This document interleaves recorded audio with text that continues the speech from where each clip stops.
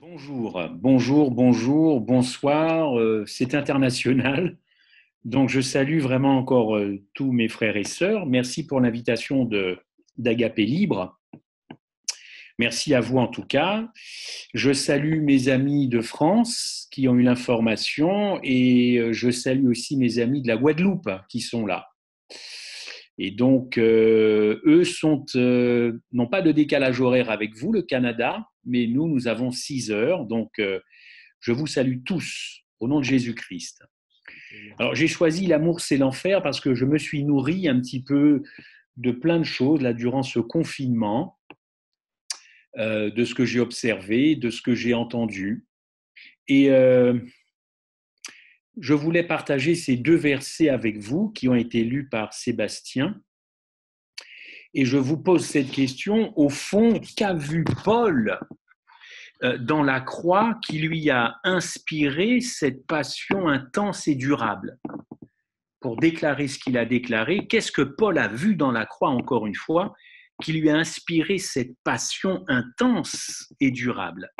Alors, il existe, selon moi, encore de vastes ressources inexploitées d'énergie spirituelle dans la croix. Pour beaucoup, la foi, c'est une épreuve pénible et difficile. On ignore aujourd'hui la capacité de l'Évangile à changer les gens, à changer leur caractère. L'Évangile est une puissance, mais est-elle encore cette puissance? La propre conversion de Paul, elle fut consécutive, vous le savez, à une vision de Christ. Cette vision sur le chemin, évidemment, de Damas a fait briller la croix d'un tel charme irrésistible qu'elle a changé la vie de Paul. Pour toujours d'ailleurs, pour toujours. Cette croix fut, vous le savez, la substance même de son message. Alors notre monde moderne, il faut bien le reconnaître, ne sait rien de la croix ou presque. Pour les uns, eh bien c'est une folie, 1 Corinthiens 1, verset 18. Pour les autres, c'est une pierre d'achoppement. Elle reste dans les 2 cas un scandale, nous dit Paul en Galates 5 et en 1 Corinthiens 1. Chers amis, le monde moderne agonise devant cette croix. Oui, il y a des croix partout. Bien sûr, il y a des croix dans les églises, il y a des croix dans les cimetières. On a fait de la croix un ornement, on en a fait des bijoux, on a fait de la croix des tableaux de peintres, on en a fait des films. Et pourtant, une vraie ignorance du sens profond de la croix. Satan a tout bien d'ailleurs manigancé à propos de cette croix. Il savait que cette croix lui assurait une défaite totale. C'était la fin pour lui. Cette croix sonnait le glas. Tout l'univers de Dieu a vu Jésus mourir. Et le masque, c'est de circonstance, le masque du diable, oui, celui du diable, est tombé une fois pour toutes. Satan savait que sa cause était perdue. Dorénavant, il allait, par des plans astucieux, s'assurer que cette planète Terre serait de son côté, en masquant la réalité de la croix. Alors, l'ennemi de nos âmes a conçu un plan diabolique pour effacer la connaissance de la croix, les merveilles de la croix dans l'esprit de l'homme. Son principe était qu'il fallait contourner cette croix, contourner la croix pour que l'humanité n'ait même pas un aperçu de sa signification. Alors, le diable a fait en sorte que les gens exaltent la croix, n'est-ce pas, comme un objet de culte, tout en excluant la vérité de la croix. Quelle est cette vérité, me direz-vous? De l'amour, rien que de l'amour pour toi, rien que de l'amour pour toi à la croix, rien pour Christ, tout pour le monde, tout pour toi, sans oublier le paiement de ta condition pécheresse, de cette transgression. Satan, d'ailleurs, ne s'oppose pas à ce que les gens parlent de la croix. D'ailleurs, il ne s'oppose même pas à ce que je prêche la croix. Il ne s'oppose pas à ce que nous chantions la croix, que nous portions, que certains portent la croix comme un talisman, peut-être comme une amulette, voire en bijoux, ou même qu'on adore la croix. Non, on trouve partout des croix, n'est-ce pas? Ici en France, on en trouve dans les villages de campagne, peut-être aussi au Canada, sûrement. On en trouve le long des routes de campagne. Ici en France, d'ailleurs, on les appelle les calvaires. Le chrétien accepte un symbole, alors que le cœur même, son cœur même, méconnaît l'expérience de Golgotha. Et je crois fermement, chers frères et sœurs, que l'histoire de l'humanité, notre histoire, notre humanité atteindra son apogée et son objectif lorsque cette vérité pénétrera enfin dans la conscience de tout être humain. La connaissance prophétique ne rend pas amoureux de Jésus-Christ. La connaissance de la croix rend amoureux du Christ Sauveur. En Éden, vous le savez, la première cible de Satan fut nos premiers parents, Adam et Ève. Comment les faire chuter? Alors on en a prêché, on en a lu des livres là-dessus. Il fallait les tromper, mais les tromper sur quoi? Mais au fond, quand on réfléchit bien, il fallait tromper Adam et Ève sur l'amour agapé de Dieu, car la confiance se trouve dans l'amour, évidemment. Et alors, en Éden, dans ce jardin, trop d'amour dans ce jardin. Et ce jardin était irrespirable pour Lucifer, devenu Satan. Ça sentait mauvais l'amour, excusez-moi l'expression, pour Satan ça puait l'amour. Il fallait corrompre cette atmosphère, ce jardin baigné d'amour agapé, baigné de confiance. Il fallait corrompre cela. Il fallait donc les séduire et leur faire croire que leur connaissance augmenterait. Mais au fond, qu'est-ce qui était recherché par le diable? Une rupture d'alliance avec Dieu. Nos premiers parents sont tombés dedans. Alors un jour, je pense que croyant ou incroyant, un jour ou l'autre, tout le monde connaîtra enfin le pouvoir révélé sur la croix. D'ailleurs, le Christ l'a dit lui-même en Jean 12, verset 32, « Et moi, quand j'aurai été élevé de la terre, vous connaissez bien ce verset, j'attirerai tous les hommes à moi. » Oh, chers amis, nous pouvons résister à l'attraction que notre âme ressent pour Christ. Mais avant qu'un homme puisse souffrir les douleurs de la perdition éternelle, il devra nécessairement résister avec persévérance pour être perdu. Ceux qui me haïssent aiment la mort. Vous connaissez ce proverbe 8, 36. Un regard à la croix apporte plus de certitude dans la vie que toute autre chose. Une fois que la nature de l'amour agapé est révélée, alors, oui, tout devient sublime. Cette qualité d'amour désintéressé jaillit face à un autre amour, l'éros, cet amour calculateur, cet amour égocentrique qui échoue. Pour devenir un ennemi de la croix. Satan a bien compris ce qui s'est passé à la croix. Nous n'allons quand même pas laisser à Satan le monopole d'avoir compris ce qui s'est passé à la croix.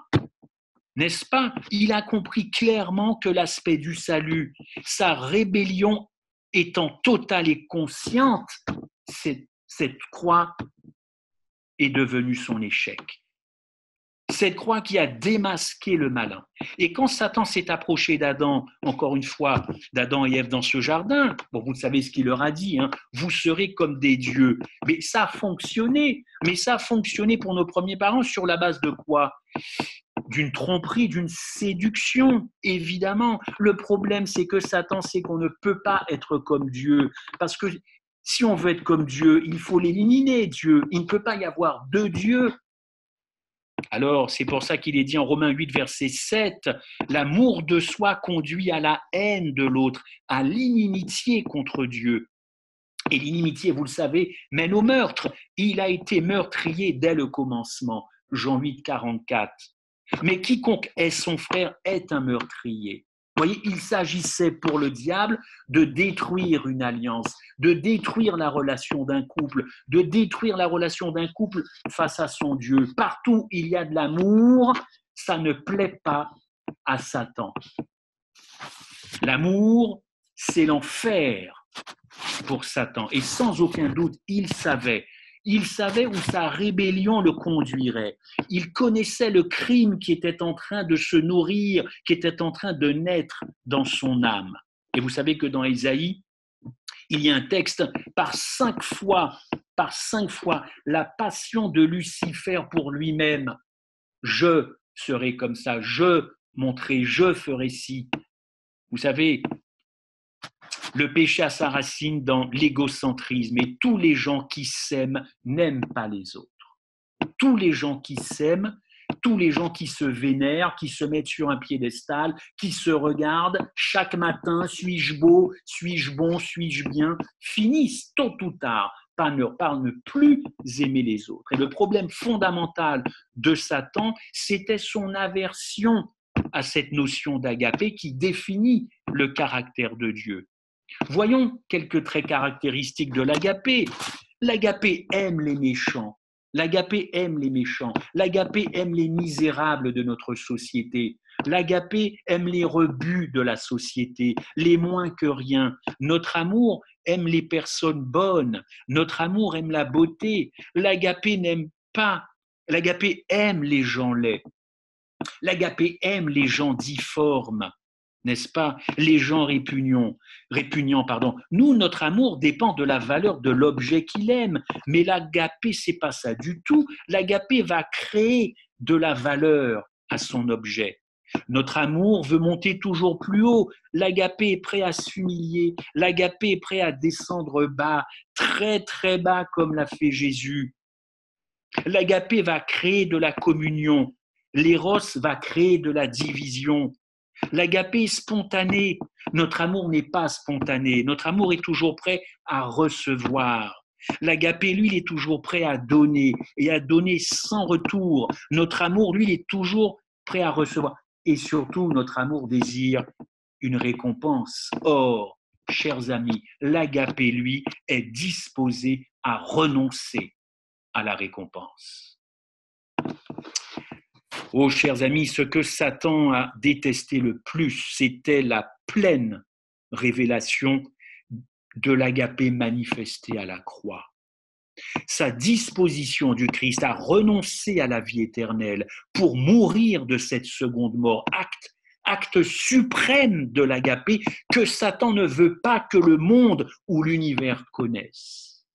La chose la plus, selon moi, la plus détestable que l'on peut trouver chez le diable, c'est cette haine du renoncement à soi. Vous pourrez tourner la Bible dans tous les sens que vous voudrez, vous arriverez dans ce conflit cosmique au point de rupture, c'est-à-dire le combat entre l'agapé et l'éros. Est-ce que la doctrine de la seconde mort est populaire dans le monde chrétien? Bien entendu que non. Cette mort éternelle dont le Christ était disposé à subir pour que l'homme puisse, lui, vivre éternellement avec son Père.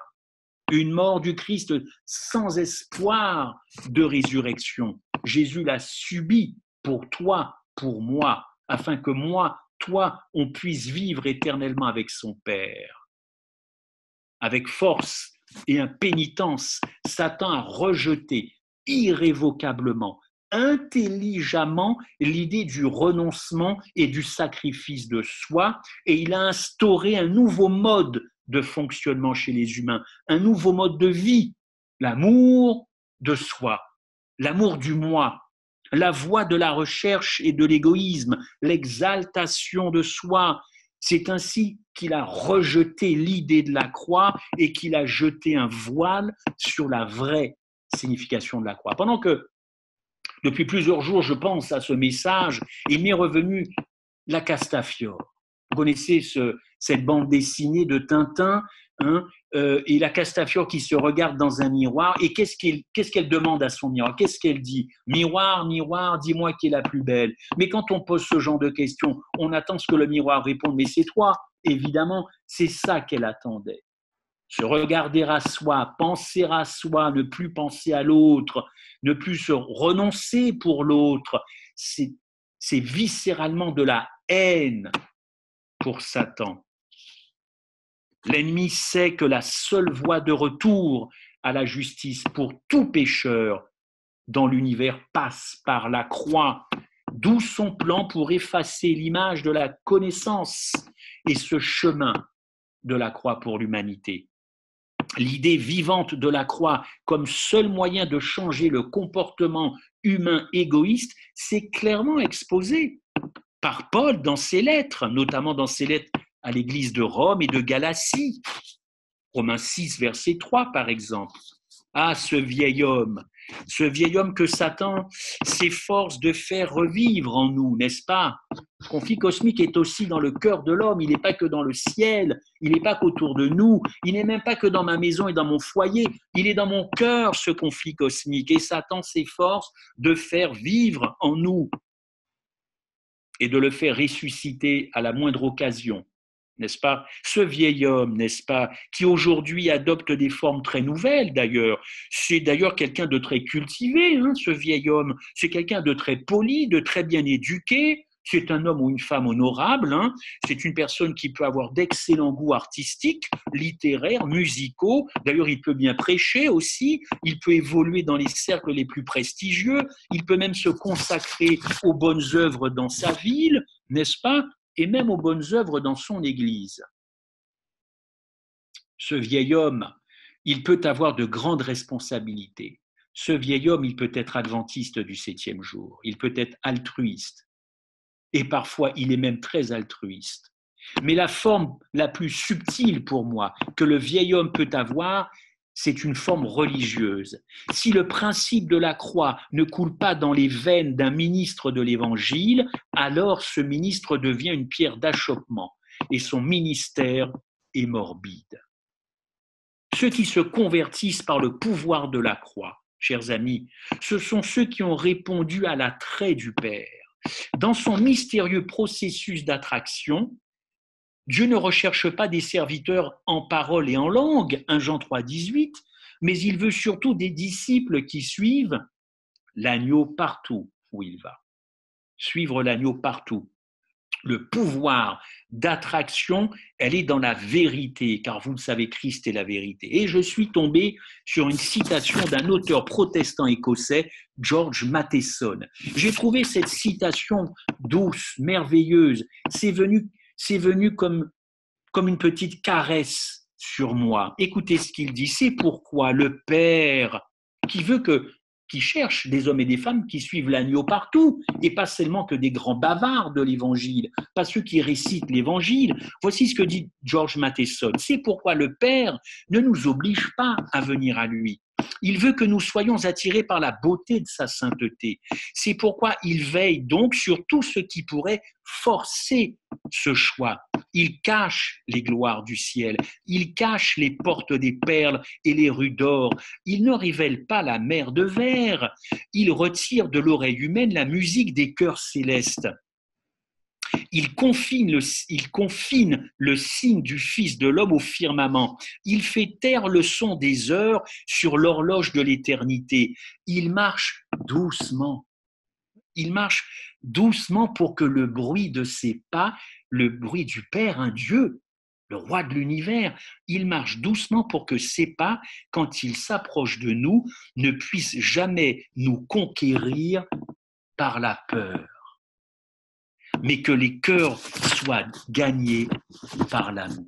Oh, pour moi, quelle belle citation! Quelle belle citation! Vous l'avez compris, Christ veut attirer les cœurs avec la croix plutôt que de contraindre avec la couronne. Ou si vous préférez autrement dit, l'appât du gain. Ce sont des cœurs que le Christ recherche. Ce sont des cœurs où il puisse venir s'installer et pas que des cerveaux, pas que des cerveaux. Satan est très au fait de tout cela. Il est très au fait de tout ce que je dis. Il va pousser les chrétiens à regarder d'abord au ciel plutôt qu'au Dieu du ciel. L'appât du gain. L'appât du gain. Dans Jean 10, verset 3, Jésus a déclaré, je connais mes brebis et elles me connaissent, comme le Père me connaît et comme je connais le Père. C'est une vérité. Une fois que la vérité de la croix est clairement révélée, aucune puissance de la terre ou même en enfer ne peuvent nous dissuader de suivre Christ là où il est. Celui qui présente la doctrine de la vérité, mais ne la présente pas avec amour, ne peut présenter la vérité. C'est Paul qui le dit en Éphésiens. Oui, la prédication de la vérité, la prédication de la croix s'accompagne avec de la douceur et de l'amour. Oui, de la conviction, bien sûr, mais douceur et amour. Dieu ne veut pas nous faire peur. C'est d'ailleurs le premier réflexe de nos premiers parents. Hein. Rappelez-vous, avec le péché, la première chose, ils ont eu peur de la voix de Dieu. Dieu sait très bien que nous sommes des personnes craintives, que nous sommes des personnes soucieuses, méfiantes. Il s'approche avec douceur. Parfois, je ne sais pas si vous êtes comme moi, mais je ressens parfois la douceur du Christ dans mon dos ou sur mes épaules. Je sens comme quelque chose qui me touche, mais je me dis, mais tu es en train de te faire un film, Christophe. Non, je crois à la douceur du Christ. Ce mot agapé, c'est un terme grec qui possède une puissance spirituelle explosive. Et cette bombe, elle a divisé le monde, l'humanité en deux camps. Dites-moi, et je vous le dis, pardonnez-moi, si vous êtes favorable au concept de l'agapé, c'est-à-dire un amour qui supporte tout, 1 Corinthiens 13, je ne vais pas vous refaire tout cela, mais si vous êtes du camp de cet agapé, eh bien écoutez, vous êtes prêt à tout endurer. Vous êtes prêt à endurer la torture, la prison, la mort. Mais si vous êtes contre cet amour, si vous n'y croyez pas, si vous ne le réclamez pas de Dieu, car ce n'est pas un amour humain, alors, chers amis, vous allez devenir des persécuteurs. Allez-en dire un petit mot à l'apôtre Paul. Hein, lui, il avait choisi son camp avant le chemin de Damas. Qu'est-ce que Paul était? Un persécuteur. Moi, je connais des gens qui ne supportent plus que l'on prêche sur l'agapé. Ce sont des chrétiens. Ils ne supportent plus les prédications sur l'agapé. Il leur faut autre chose à manger. Voyez, le monde, l'humanité est toujours divisée en deux camps. L'agapé dénonce toutes les autres formes d'amour. En fait, il y a de l'égoïsme dans toutes les autres formes d'amour. Agapé, c'est un mot grec que vous connaissez. D'ailleurs, c'est merveilleux que l'église d'Agapé libre du Québec porte ce nom, parce que ce nom, c'est une offense pour le diable. Conservez, Sébastien Claude, conservez ce mot agapé, c'est une offense pour le diable que ce poteau-là qui est devant l'avenue où c'est marqué Église agapé. Maintenant, il faut vivre. Seconde offense pour le diable, vivre cet agapé. C'est un mot grec pour l'amour divin, l'amour inconditionnel, l'amour désintéressé, sans la recherche d'un enrichissement personnel. L'agapé, c'est donc l'amour pour l'amour. Voilà, l'amour pour l'amour. Platon, qui était un disciple de Socrate, il s'en est pris à ce mot-là, Eros, et il lui a donné une autre signification. Ce serait peut-être un petit peu trop long, mais je reviendrai peut-être là-dessus. Pour Platon, le philosophe grec, pour lui, allez, je vais faire très court, il y avait deux sortes d'éros. Le premier éros, c'était l'éros charnel, l'éros sexuel, puisque ça a donné éros érotique. Donc évidemment, en tant que penseur philosophe grec, il était hors de question de considérer tout sous la forme sexuelle. Et alors évidemment, il a dit qu'il fallait autre chose. Alors il a trouvé un éros spirituel, c'est-à-dire l'état de détachement de la sensualité pour une recherche spirituelle de Dieu. Donc schématiquement, chers amis, deux éros. Un éros vulgaire, charnel, sexuel, ça ne plaît pas à Platon, évidemment. Bon, c'est la chair qui parle. Et à côté, un éros céleste. Ah là, c'est mieux, un éros céleste, un éros qui est noble, avec des aspirations. Ça, c'est l'homme qui cherche Dieu. À travers cet éros céleste, c'est l'homme qui cherche Dieu. Et d'ailleurs, Platon va dire, seul l'éros céleste, c'est beau. Il n'y a que ça, c'est super l'éros céleste. C'est la forme la plus aboutie de l'amour. C'est la forme la plus aboutie qu'un homme puisse donner à son épouse. C'est beau, Et à l'époque du Nouveau Testament, il n'y avait que cet Éros qui était la forme d'amour, encore une fois, la plus noble et la plus spirituelle. Toute l'Antiquité baignait dans ce concept, cette notion d'Éros. Et quand l'agapé arrive, c'est un bouleversement. C'est même un scandale, cet agapé. Parce qu'Éros était couramment compris et admis, parce que c'était l'amour, par exemple, d'une mère pour son enfant. C'était un amour, je le répète, encore noble, pur. C'est aussi l'amour des enfants pour leurs parents. C'est l'affection. Alors l'amitié, c'est philia, mais tout ça, Éros, philia, c'était beau. Alors, quoi de mal à l'Éros céleste? Pourquoi chipoter? C'est spirituel en plus. Dieu est-il Éros? Oui, a dit Platon, bien sûr. L'éros spirituel unit les gens, unit les familles. L'éros donne la vie. Alors, pourquoi adopter agapé? Eh bien, à la base de l'éros, c'est l'homme qui s'élève toujours plus haut. C'est l'homme qui monte. C'est Babel. C'est l'homme qui monte, qui veut être à la hauteur de Dieu. Jean ne pouvait pas écrire que Dieu était Éros. C'était pas possible pour lui. Il a dit que Dieu est agapé, Dieu est amour, agapao.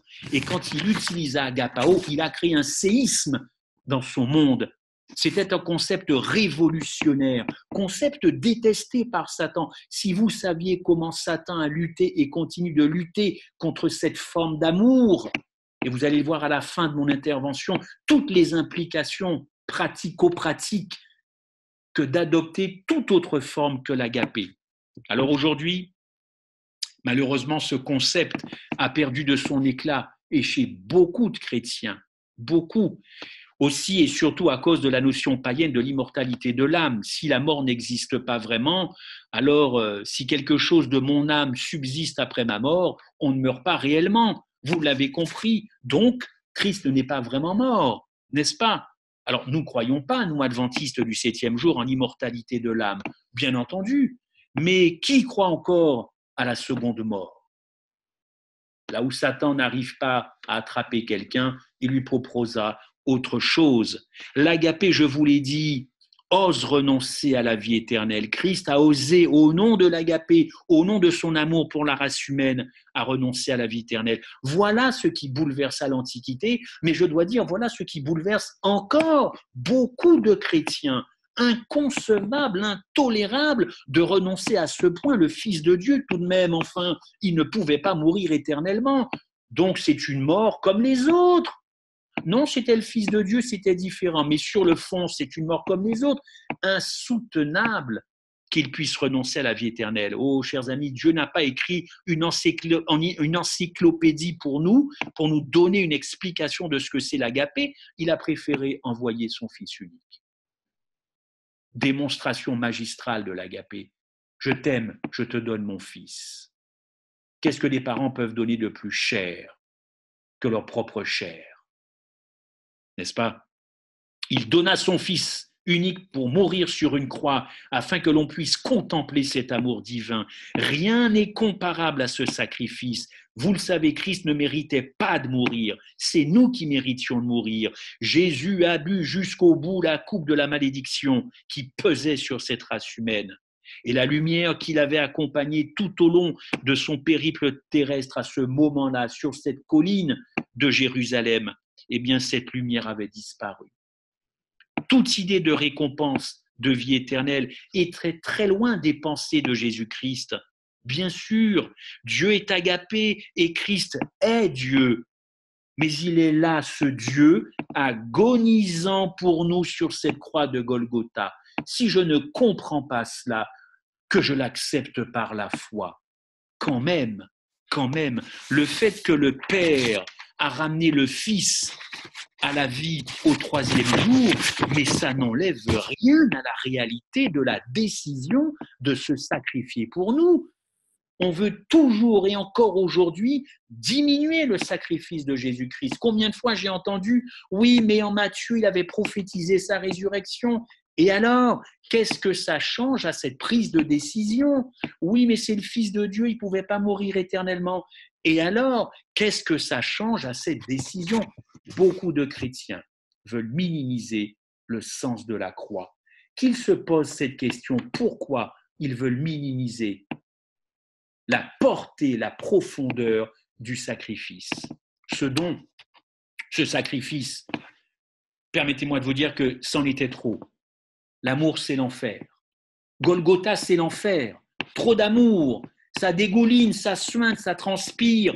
Trop, c'est trop pour le diable. Trop, c'est trop pour Satan. Atmosphère étouffante en Éden, atmosphère étouffante à Golgotha. Ça sent mauvais, cette croix. L'amour, c'est l'enfer. Alors il va s'évertuer à dissimuler toutes les vérités de Golgotha. Sa stratégie est que nous ne comprenions que Christ n'est pas vraiment mort. Il a simplement enduré des douleurs physiques. Ah, le pauvre, il a souffert, bien sûr, et qu'il a été réconforté avec l'assurance qu'il n'avait rien à perdre, qu'il ne risquait rien, puisqu'il allait ressusciter.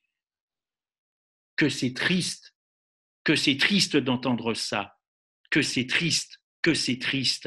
Il nous faut croire qu'il suffit pour nous de dire, c'est encore Satan qui met ça dans la tête des chrétiens, bon, je suis bien content que Christ ait été au bout de sa mission, j'accepte son sacrifice. Voilà, alors ça fait de nous des chrétiens, bim, c'est réglé, va te faire baptiser.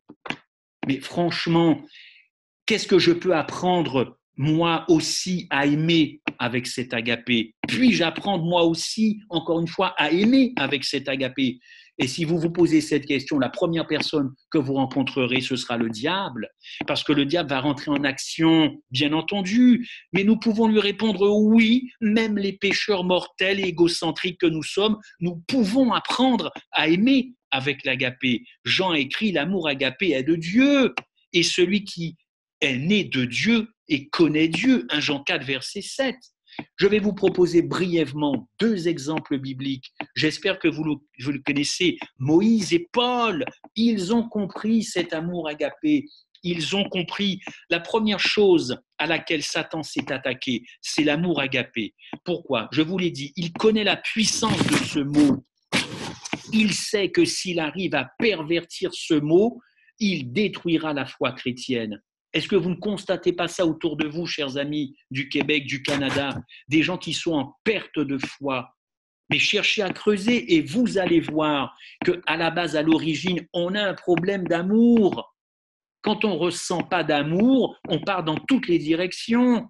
C'est ça, on va chercher tout un tas, on fait tout un tas d'études, mais Satan, c'est le roi des statistiques. Il sait très bien comment choper, excusez-moi l'expression, un chrétien, lui faire perdre l'amour, que cette personne ne ressente pas l'amour, et comme ça la foi sera détruite, et il anéantira du coup la puissance de l'évangile. N'est-ce pas le cas chez beaucoup de chrétiens? Chers amis, pour moi, la première apostasie, elle a commencé avec le conflit cosmique Éros-Agapé. Ce conflit Agapé-Éros, il est beaucoup plus dramatique que nous le pensions, beaucoup plus dramatique. Car quand on confond l'amour de Dieu et l'amour humain, à partir de là, on pervertit l'évangile.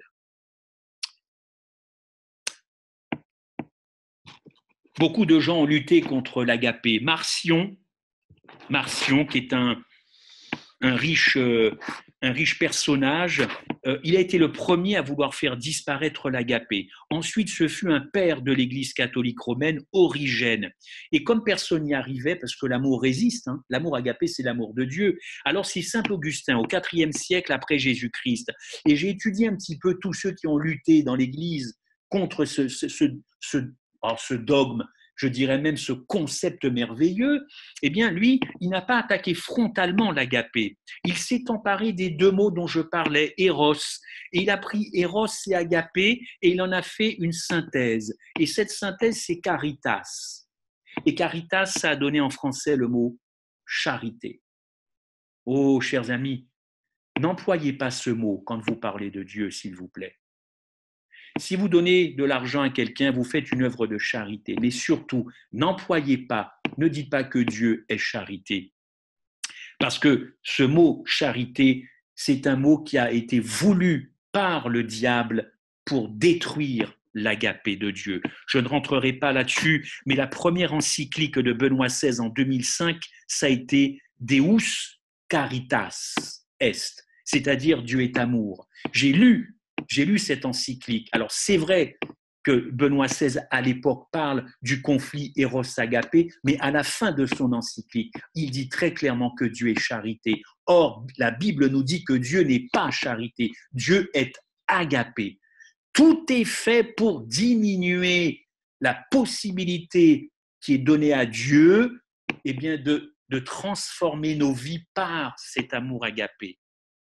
La charité, chers amis, ce n'est pas un mot biblique. Ce n'est pas un mot biblique. Dieu est agapé. Caritas, c'est le concept d'amour qui a dominé toute la chrétienté, d'ailleurs jusqu'à nos jours, mais c'est le commencement de l'apostasie. Paul, d'ailleurs, le dit en 2 Thessaloniciens 2, versets 1 à 3. J'ai particulièrement noté ce verset pour vous, que personne ne vous séduise, car il faut que l'apostasie soit arrivée et qu'on ait vu paraître l'homme impie. Mais franchement, chers amis, de cœur, réfléchissez, qu'est-ce que Satan a attaqué en premier? En premier, l'agapé de Dieu, et il continue de le faire, et je crois personnellement qu'il ne sera pas difficile pour lui de faire passer des observateurs du samedi au dimanche. C'est pas compliqué pour lui de faire des gens qui observent le samedi, de les faire observer le dimanche. Non, ce sera pas compliqué. Tout le monde dira, mais de toutes les façons, c'est le même Dieu. Alors, peu importe le jour. En revanche, allez demander à ces mêmes personnes d'aimer leurs ennemis, alors là, ce sera, comme on dit en français, une autre paire de manches. Je veux bien que Jésus revienne. Reviens, reviens, reviens. Mais rien n'est réglé dans mon cœur. Parce que la chose la plus difficile à faire, Dieu nous l'a demandé, aimez vos ennemis. Alors, reviens, reviens, mais je n'aime toujours pas mes ennemis. Donc, comment Dieu peut-il revenir si ce travail n'est pas déjà fait dans mon cœur? Israël avait commis un grand péché en faisant et en adorant un veau d'or. Vous le savez, le Seigneur proposa à Moïse quelque chose. Ah, c'est magnifique, je vous ai dit qu'il y a 2 personnes dans la Bible qui ont compris l'agapé de Dieu. Voici ce que dit Dieu en Deutéronome 9,14. Je rafraîchis peut-être la mémoire des étudiants de la Bible. Laisse-moi les détruire. C'est quand même Dieu qui parle de son propre peuple. Laisse-moi les détruire et effacer leur nom du dessous des cieux. Et je ferai de toi, Moïse, une grande nation, plus puissante et plus nombreuse que ce peuple. Non mais attendez, vous imaginez prendre la place d'Abraham, d'Isaac et de Jacob? Quel honneur pour Moïse, mais quel honneur! Et cette proposition de Dieu, elle garantissait à Moïse le salut et l'honneur éternel de Moïse. La tentation était forte, mais qu'a répondu Moïse? Moïse a fait quelque chose qui est tout le contraire de notre nature. Il a proposé que son nom soit effacé du ciel. S'il n'est pas possible de pardonner à Israël. Mais quelle réponse de Moïse en Exode 32. Moïse préfère être perdu. Voici ce qu'il dit. Pardonne leurs péchés, sinon efface-moi de ton livre. Wow, écoutez, quand Dieu a entendu ça dans la bouche de Moïse, il s'est dit, mais voilà cet homme, il a tout compris de mon amour agapé. Oh là là, extraordinaire. L'amour de Moïse était plus grand que sa sécurité personnelle dans le ciel ou de la vie éternelle. Moïse n'en avait que faire de son honneur. Il préférait mourir plutôt que d'être sauvé sans son peuple. L'apôtre Paul, le 2e personnage, lui aussi, il a tout compris de l'agapé. En Romains 9, verset 1, il va le dire, « Je voudrais moi-même être anathème. » Anathema, ça veut dire maudit. Je voudrais moi-même être maudit et séparé de Christ pour mes frères, mes parents selon la chair qui sont israélites. Voilà l'issue du conflit cosmique avant que le Christ revienne. C'est ça, régler ce problème d'amour dans notre cœur, être prêt à renoncer à beaucoup de choses et probablement à trop de choses selon nous. Mais pour moi, le suprême renoncement, eh bien, c'est je cède ma vie, je concède ma place au ciel pour que quelqu'un d'autre soit sauvé. Je justifie par là l'amour de Dieu. Jésus n'est pas un opportuniste, Moïse n'est pas un opportuniste, Paul n'est pas un opportuniste. Tant que notre motivation principale de suivre Christ est notre propre désir de notre sécurité personnelle, eh bien nous serons dépourvus de l'esprit de Christ et nous ne serons pas en mesure de porter la croix. Christ a souhaité subir la malédiction et d'être séparé de son Père pour le bénéfice de la race humaine. Et quand nous verrons la croix telle qu'elle est, alors là, je peux vous dire que le miracle de l'agapé, eh bien, se produira dans notre cœur. Tout le Nouveau Testament est baigné de l'agapé. Dieu est agapé. Qu'on ne vienne pas nous enlever ça par la charité dans des cantiques ou dans des prédications. Si c'est le cas, alors nous sommes véritablement ignorants de la foi du Nouveau Testament et nous n'apprécierons avec la charité jamais la vraie signification de la croix. Lisez Éphésiens 3,18. Voilà la définition de l'agapé dans le Nouveau Testament. La largeur, la profondeur, la hauteur, tout de l'agapé de Christ. Il ne peut pas y avoir de justification par la foi sans une appréciation véritable et profonde de l'agapé. La croix, pour moi, sera le moment de vérité à la fin. Et si, durant ce confinement, pendant 2 mois et demi, si j'avais vu autant de messages et de vidéos sur la croix que de messages et de vidéos sur Bill Gates et son vaccin, sur les jésuites, sur les francs-maçons, sur la bête, sur le nombre 666, c'est Satan qui a été loué pendant 2 mois et demi dans ce confinement. Il a été loué parce qu'on a d'abord parlé de lui plutôt que du sacrifice de Christ à Golgotha. Si nous avions eu autant de croix que de 666 et de marques de la bête, alors là, mais c'était tout le contraire et ça va continuer. Une attraction des œuvres du diable plutôt qu'une attraction des œuvres du Christ. Pour conclure, chers amis, voici effectivement que cet agapé va chasser la peur, cet agapé va chasser l'anxiété. L'anxiété, c'est l'affaire de l'ego. C'est l'affaire de l'ego. Lorsque nous percevrons les dimensions, encore une fois, du sacrifice du Christ à la croix, eh bien, nous ne serons pas anxieux face à l'avenir. On arrêtera d'envoyer des choses, de transférer des messages. Je serai totalement en paix. Je serai en paix. Et pour conclure, je voulais vraiment vous en parler. Ce conflit entre Éros et Agapé. Oui, la croix nous assure la paix et le calme. J'ai noté qu'il y avait beaucoup de chrétiens qui n'étaient pas calmes durant ce confinement. Beaucoup étaient anxieux, beaucoup se posaient plein de questions, comme une frénésie, une excitation sur les événements de la fin des temps. Comment ça va se passer? Ça y est, la bête arrive. Le président de la République française a parlé de la bête. Tout le monde s'est jeté, y compris les adventistes, en disant « Eh bien, Macron parle de la bête ». Il se trouve qu'il ne parlait pas de la bête. Mais pourtant, tout le monde a transféré ça. Parlons de la croix, parlons du Christ, plutôt que de saluer le diable. Alors, quel est l'enjeu, chers amis, entre l'agapé et l'éros? Et je conclurai là-dessus. Avec l'agapé, c'est Dieu qui agit. Avec l'éros, c'est moi qui agis. Éros, c'est faire quelque chose pour être sauvé. La justification par les œuvres. Je fais quelque chose pour obtenir quelque chose. Je fais quelque chose pour obtenir une bénédiction. Ça, c'est l'éros, n'est-ce pas?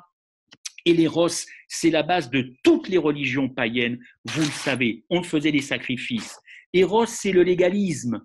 On est centré sur soi, on se regarde à soi, on fait tout pour son propre salut. Je fais tout pour être sauvé, comme si le salut, c'était pas quelque chose de déjà acquis. Eh bien, caritas, c'est le mélange de l'agapé et de l'éros, et c'est très subtil, car c'est un mélange d'initiative personnelle et d'initiative qui vient de Dieu. Ça, c'est charité. Or, rien ne vient de l'homme, tout vient de Dieu, tout vient de Dieu. Caritas, charité, c'est moi plus Christ. C'est moi plus Christ. L'agapé, c'est pas moi, tout Christ. Ça, c'est l'apôtre Paul qui le disait, n'est-ce pas? Alors oui, il y a véritablement un enjeu pour la fin des temps, un enjeu pour la fin des temps. Et je conclurai par une citation d'Ellen White. Voici ce qu'elle a dit. Elle a dit en 1890 dans la Review and Herald, « Un seul intérêt prévaudra, un seul sujet engloutira tous les autres. Christ, notre justice. » C'est Christ notre agapé, pas Christ notre éros. ou pas Christ notre charité. Moi, je n'en veux pas de Christ charité. Je peux admirer ou reconnaître des œuvres charitables, mais à la croix, à Golgotha, Dieu, c'est pas la charité. Dieu, c'est un don total. Alors, tous ceux qui pensent qu'ils ont encore des choses à faire, ils sont dans l'ancienne alliance. Ils ont dans le cœur l'ego, ils se regardent entre eux. On fait tout pour être sauvés, tant pis pour les autres s'ils ne le sont pas. Je conclus vraiment. L'évangile caritas, charité, défini par les auteurs que vous connaissez, c'est encore un mélange moi plus Christ, moi plus Christ. Or, l'évangile, c'est non pas moi, mais Christ. Amen.